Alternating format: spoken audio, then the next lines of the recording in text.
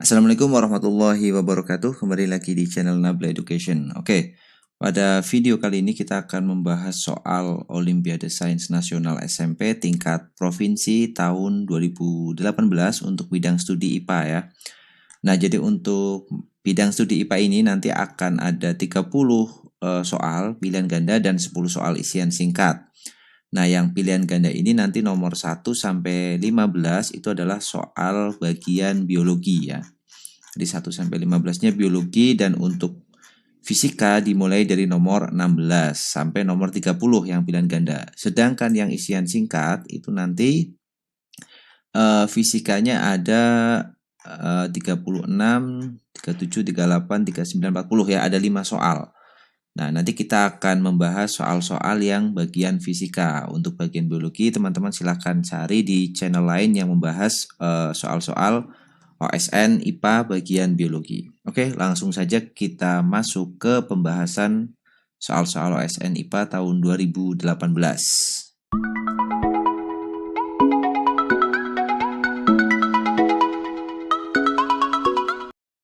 Oke, kita mulai pembahasannya dari soal yang pertama, yaitu soal ke-16. Sebuah mistar terbuat dari aluminium dengan koefisien panjang, koefisien muai panjang ya, 25 kali 10 pangkat negatif 6 per Kelvin. Kemudian skala pengukuran dibuat pada temperatur ruang 15 derajat Celcius. Ketika mistar digunakan untuk mengukur panjang sebuah benda pada temperatur 95 derajat Celcius, terbaca ukuran panjangnya 1 meter. Kesalahan pengukuran dari fenomena tersebut adalah titik-titik. Oke ya, jadi kita di sini akan mengukur mistar ya kan, tapi dia sudah mengalami pemuaian dulu karena temperatur ruangnya 15 derajat Celcius, sedangkan dia diukurnya pada temperatur 95 derajat Celcius, sehingga dia sudah memuai dulu. Ternyata bacaan panjangnya setelah dia memuai adalah 1 meter. Nah, maka kita akan mencari panjang sebenarnya dulu atau panjang mula-mula sebelum mistar itu memuai ya. Kita bisa gunakan persamaan panjang akhir itu kan sama dengan panjang awal ditambah dengan pertambahan panjangnya atau delta L ya.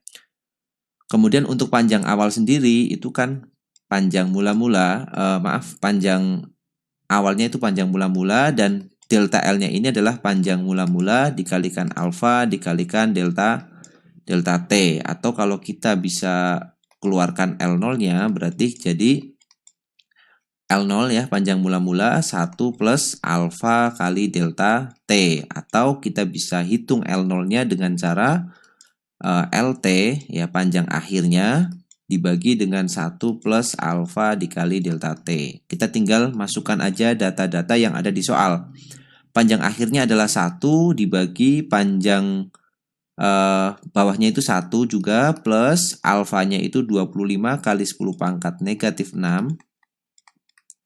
Kemudian dikali delta T-nya adalah dari 15 menjadi 95, berarti dikali 80. Oke, kita hitung nilai ini ya. Dan kita hitung, kita akan temukan hasilnya adalah 0,998. Oke, kita ambil 3 angka di belakang koma ya, atau 3 desimal ini. Hasilnya adalah 0,998 meter.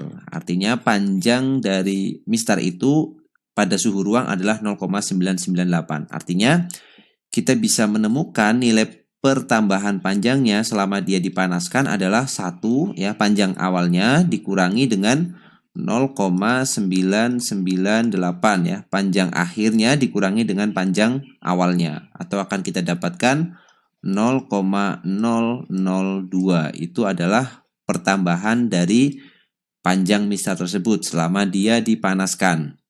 Nah, yang diminta adalah kesalahan ya. Jadi kita akan menghitung persentase kesalahannya. Ya, tinggal kita bagi aja delta L dibagi dengan panjang awal, kita kalikan dengan 100%. Berarti delta L-nya adalah 0,002 dibagi dengan panjang mula-mulanya, sudah kita hitung, 0,998 dikali 100%. Nah, 0,002 dibagi 0,998 adalah nilainya mendekati 0,002 ya, dikalikan dengan 100%. Berarti akan kita dapatkan 0,2%. Nah, kita dapat persentase kesalahannya adalah 0,2%. Maka jawabannya adalah C. Ya, yang ini yang pembagian antara 0,002 dibagi 0,998 hasilnya tidak eksak 0,002 ya, tapi masih ada desimal di belakangnya. Dan karena nilainya kecil yaitu 0,002048 ya, maka kita abaikan yang belakang. Jadi kita cukup pakai 3 desimal di belakang koma aja ini. Maka jawabannya C ya. Itu untuk soal yang nomor 16.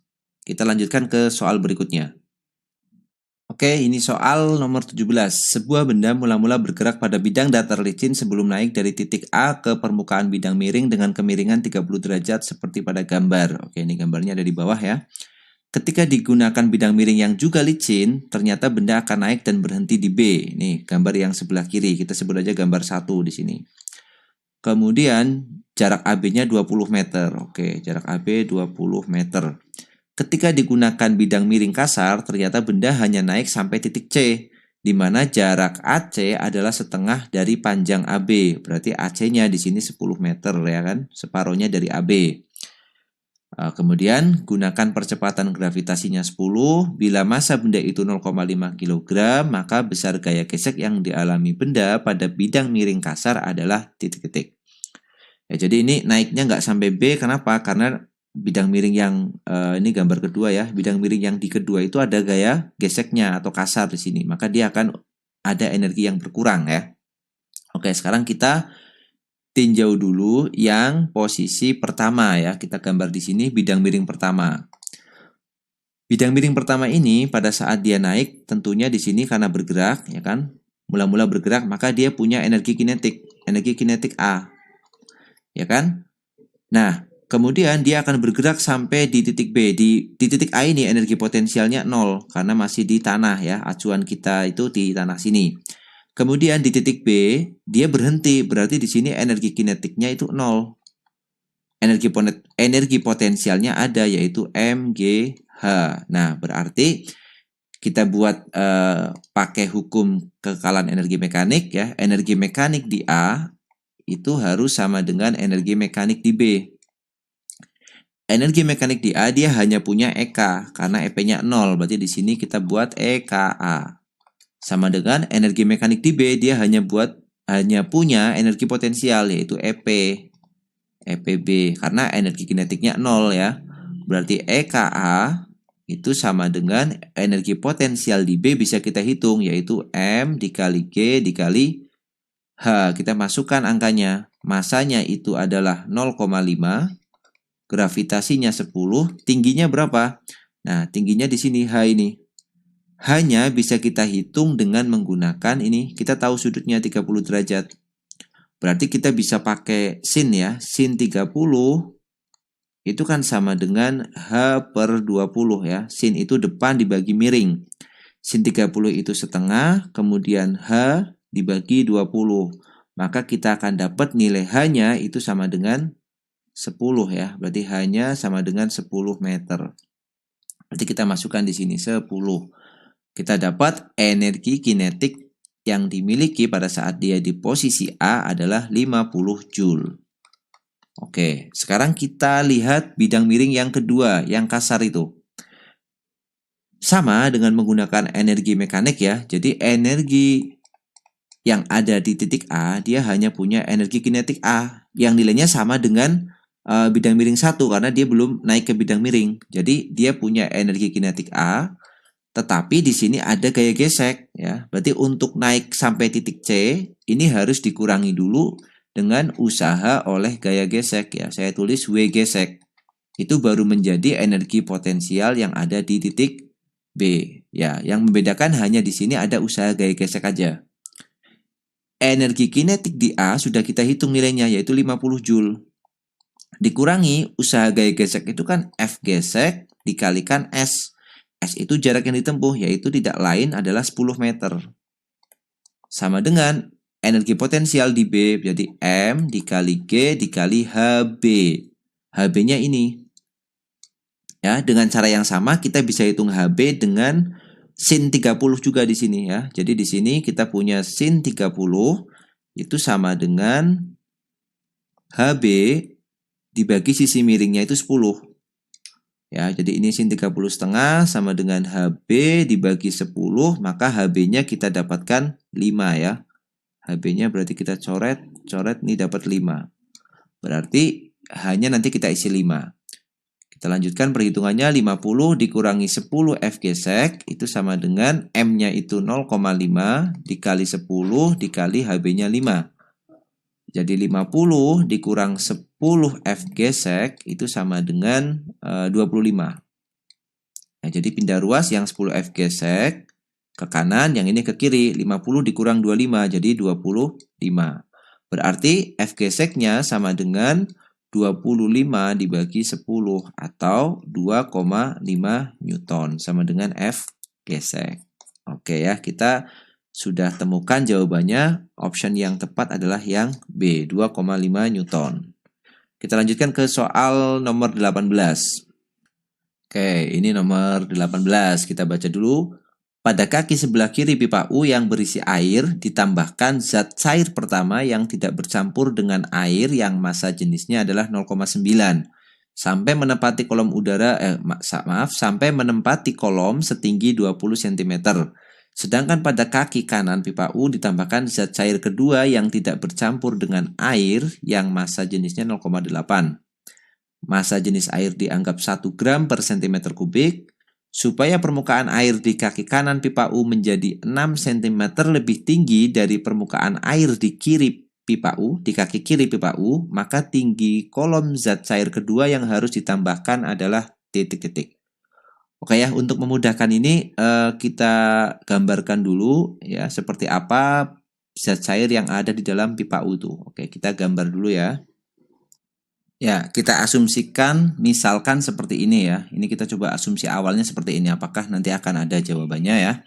Jadi yang pertama kita lihat yang bawah ini air ya. Ini air, kemudian yang di sebelah kiri dicampur zat cair pertama di sini. Yang massa jenisnya 0,9 dan sebelah kanan adalah zat cair kedua yang massa jenisnya 0,8.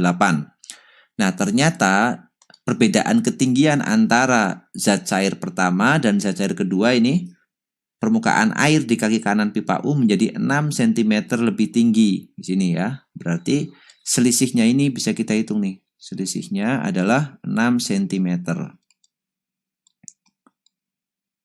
Oke, kemudian pertanyaannya adalah tingginya ini berapa? Kalau zat cair pertama ini menempati kolom setinggi 20 cm ya. Ini 20 cm. Oke, kita ambil acuan di bawah ya yang tekanannya sama, tekanan hidrostatisnya sama, misalkan di titik ini. Misalkan ini titik A, kemudian ini titik B. Kita tahu bahwa tekanan hidrostatik di titik A itu kan pasti sama dengan tekanan hidrostatik di titik B. Di titik A ini yang memberikan tekanan adalah zat cair pertama. Berarti di sini adalah ρ1 dikalikan G dikalikan, anggaplah ini H1 ya. H1. Sama dengan yang di titik B yang memberikan tekanan adalah air. Ya, ini masih air nih. Yang ini air ditambah dengan tekanan oleh zat cair yang kedua. Berarti ρ air dikalikan G dikalikan kita sebut H air ditambah ρ zat cair kedua dikalikan G dikalikan H-nya ini kan. Nah, ini adalah anggap aja H2. Ya, yang sebelah ini adalah H air atau H airnya nanti kita misalkan X gitu aja. H air ini nanti kita ganti X. Oke, kita masukkan angkanya. ρ1-nya adalah 0,9. Oh, G-nya boleh kita coret dulu karena semua ruas punya G, bisa kita coret. Berarti kita bisa masukkan ρ1-nya 0,9 dikali H1-nya itu 20.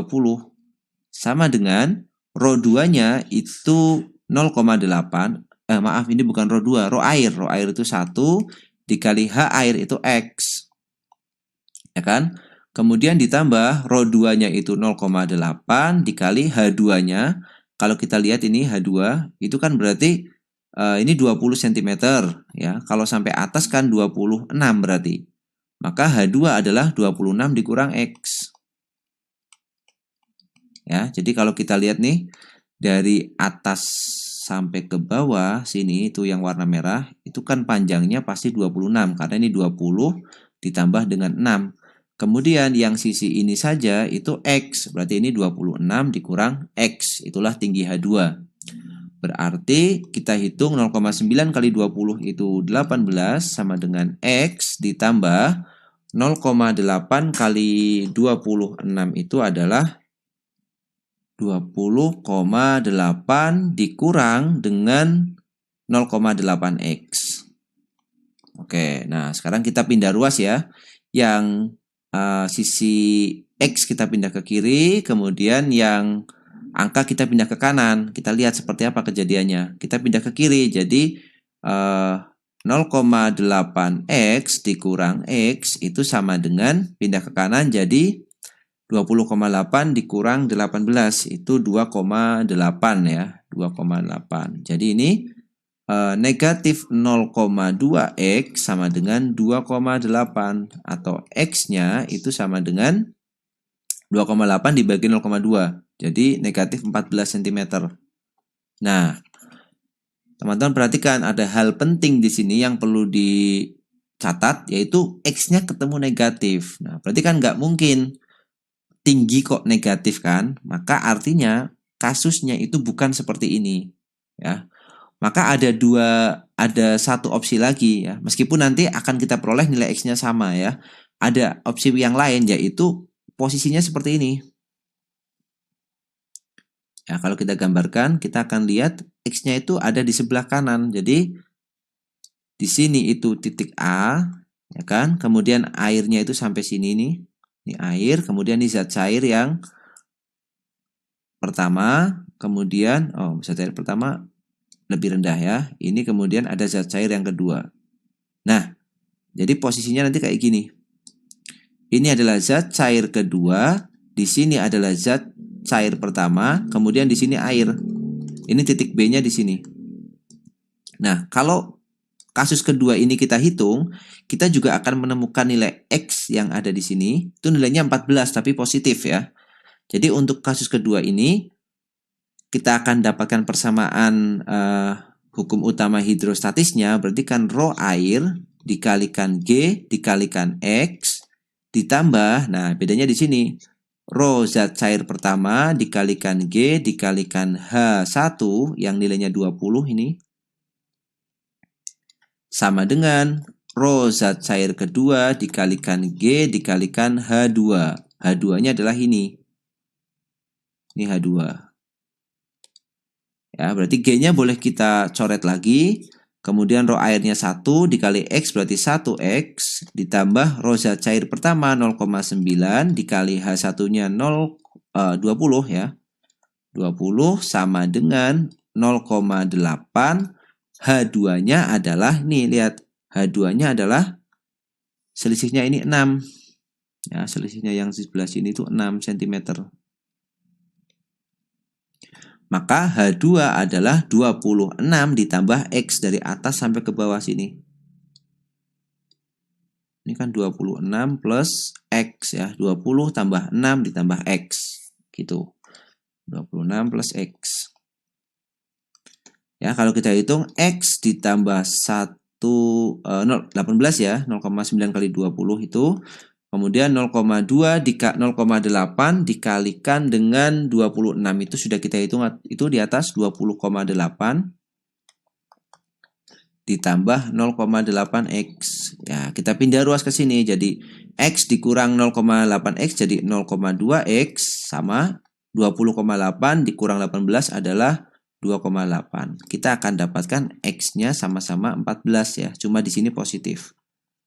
Nah, sebenarnya kalau teman-teman jeli langsung aja dibalik X-nya ke sini. Ketemunya 14 cm. Nah, X itu adalah ketinggian air. Yang diminta adalah ketinggian zat cair yang kedua. Berarti dari atas ini ya, zat cair kedua itu dari atas sampai ke bawah sini. Yang nilainya tidak lain adalah H2 itu kan 26 ditambah X. Ya, berarti 26 ditambah 14. 26 plus 14. Sama dengan 40 cm. Ya, maka kalau kita lihat option jawabannya tidak ada yang memenuhi ya. Jawabannya adalah 40 cm. Ya, coba nanti Mungkin teman-teman bisa menemukan ide lain yang jawabannya ada ya. Tapi saya rasa ini untuk soal ini tidak ada option yang sesuai dengan jawaban yang seharusnya. Oke, nanti kalau teman-teman menemukan tulis saja di kolom komentar ya. Gitu, itu untuk pembahasan soal nomor 18. Kita lanjutkan lagi ke soal berikutnya yaitu soal nomor 19. Ya, ini soal nomor 19. Indra mengalami cacat mata rabun dekat. Untuk dapat melihat dengan normal, ia memerlukan kacamata dengan kekuatan lensa positif 2,5.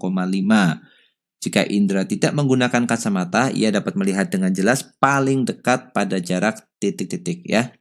Jadi dia rabun dekat ya. Rabun dekat itu berarti hipermetropi ya. Untuk kuat lensa hipermetropi bisa kita hitung dengan menggunakan P sama dengan 100 per SN dikurang 100 per PP gitu ya. Dalam satuan sentimeter di sini ya. P-nya itu 2,5 ya. 2,5 sama dengan 100 per titik dekat mata normalnya. Jadi di sini karena tidak ada angka yang ditunjukkan maka kita pakai SN yang normal yaitu 25. Dikurang 100 per PP itu titik dekatnya si Indra itu.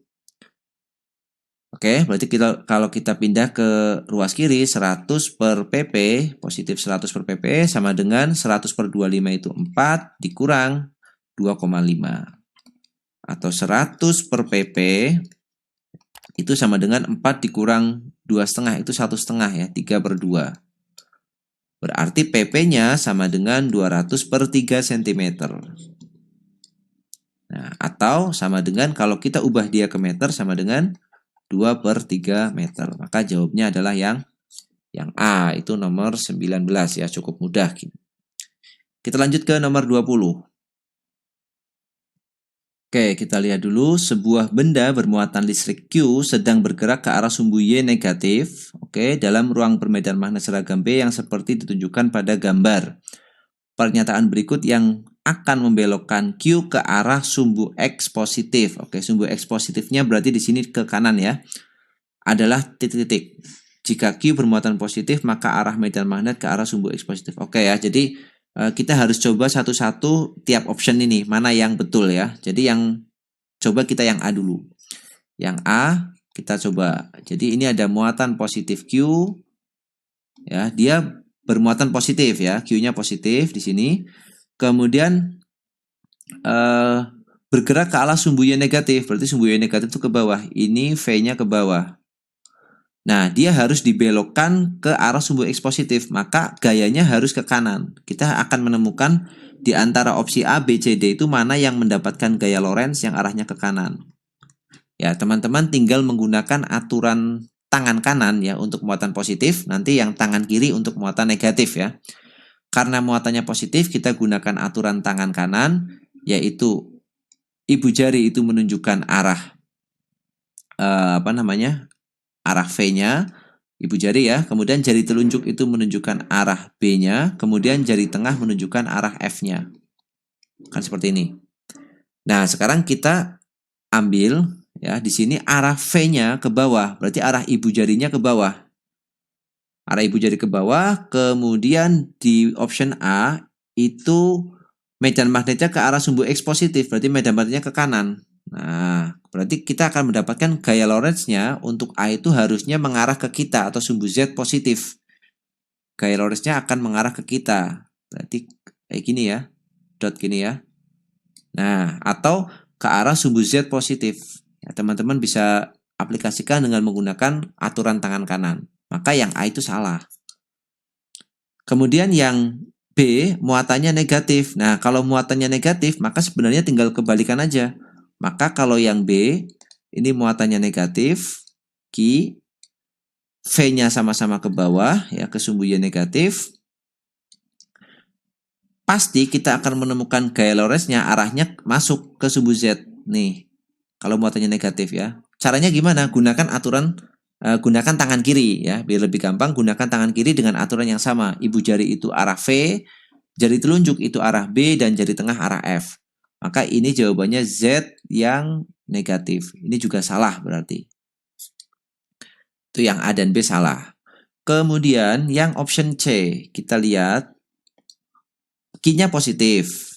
Ya, Q-nya positif, kemudian V-nya ke bawah.